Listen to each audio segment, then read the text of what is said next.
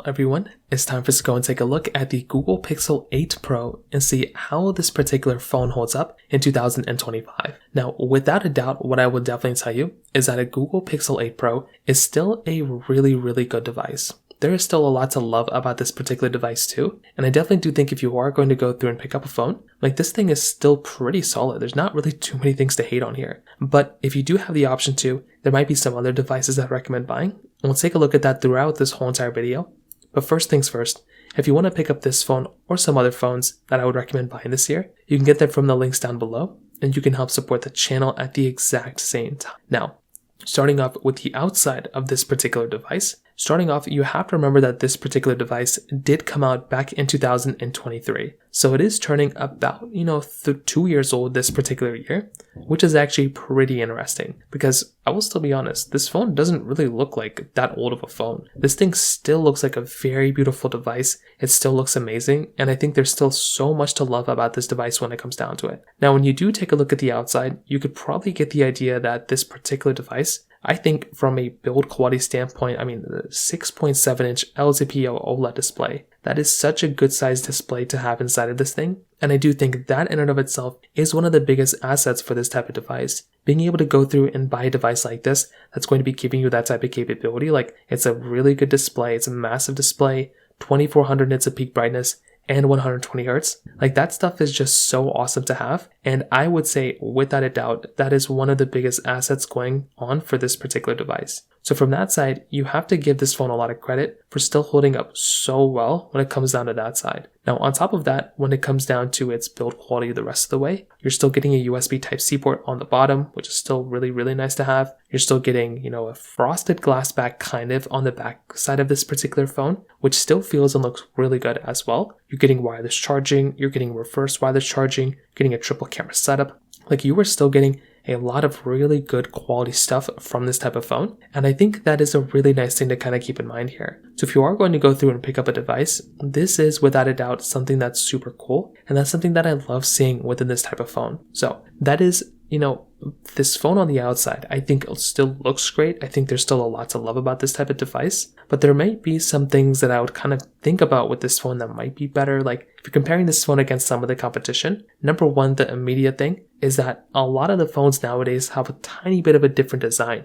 meaning that a lot of phones basically will be, essentially give you a little bit of a, more flat-sided phone. Because this phone is still a little bit curved, that might give you the impression that this phone might be a little bit like might be a different type of device. Like this one definitely is not an old phone, but it might give you the impression that it is a slightly older because it isn't a flat-sided phone. So that right there is one thing. But other than that, I think this phone still holds up very well from that standpoint. The price tag side though is one of the craziest things about this phone. The price tag of this phone is significantly cheaper than it was when it first came out. Like this phone as of this point costs about $325. That is a very affordable price to pay for a phone like this compared to what it was when it first came out. Like this phone was substantially more expensive when it first came out, as you can probably imagine, but this phone is so much cheaper now. So that right there is a very big difference. Like $330, that's like a third of what it used to cost, right? Or a little bit more than a third, but still that's so impressive.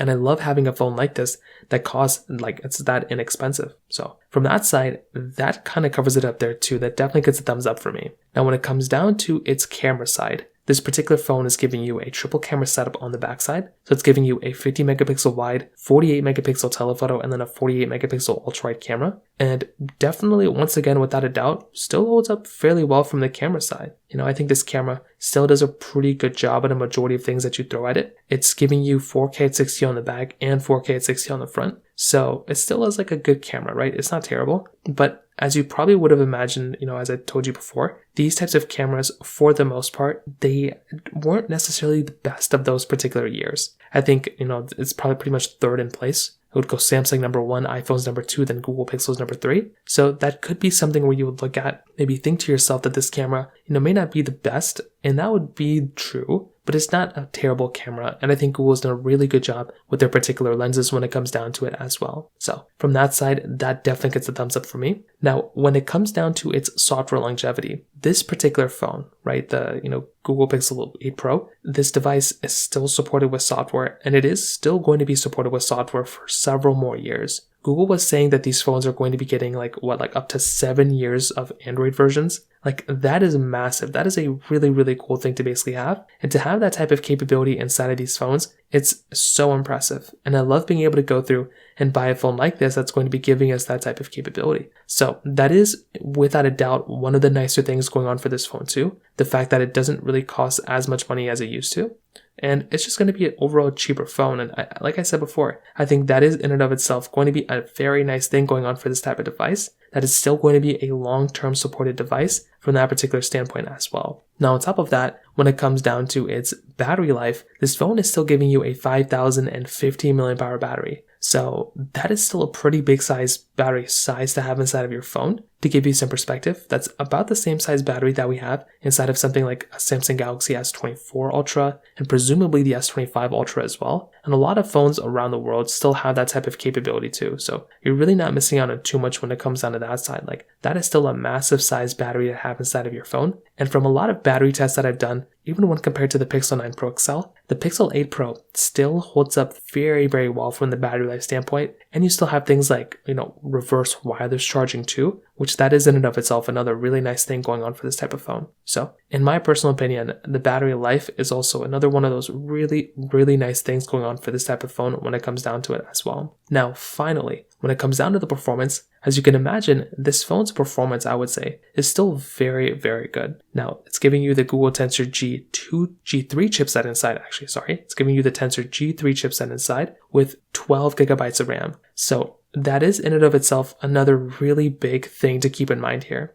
because this phone's performance, right, it was still great, I would say, for the most part when it first came out, but I would still say for the most part too, like this phone still is giving you like pretty decent type of capability when it comes down to it. Like the performance is going to be great, the RAM is still up there, like it still holds up very well from the RAM side. And I would say, even though I'm not like the biggest fan of the Tensor chipsets, entirely, I still feel like these types of phones have done a really good job for the most part at handling the performance of the chipset that it was given. Like, yes, it could have been a little bit better, but what are you going to do? I feel like, Google did as good of a job as they kind of could with this type of chipset. And even now, the performance still holds up fairly well when it comes down to it. So overall, when it kind of comes down to this particular device, I'm a really big fan of this type of device when it comes down to it. I think Google did a great job with the Pixel 8 Pro, and I do think if you are going to go through and pick up a phone, this thing is a solid option. It may not be like a perfect phone anymore, it's not necessarily like the best phone Google's ever made anymore, but I still think this is a really good option. The only ones I would recommend more so than this thing are the Galaxy S24 Ultra, the Pixel 9 Pro XL, and the iPhone 15 Pro Max and the iPhone 16 Pro Max. Other than that, you can kind of go through and mix and match the Google Pixel 8 Pro and like any other phone that I kind of mentioned. Like this one is still a good phone, but I would recommend those other ones that I mentioned first and then swinging back and grabbing this one. But I feel like this device is still fairly good when it comes down to it as well. So in terms of that kind of covers it up there. If you have any other thoughts or questions, please let me know in the comment section below. Hit the like button, that will mean so much, but definitely hit that subscribe button. More importantly than everything else, I love every single one of you guys. Hopefully I'll catch you guys in the next video. Peace out till then.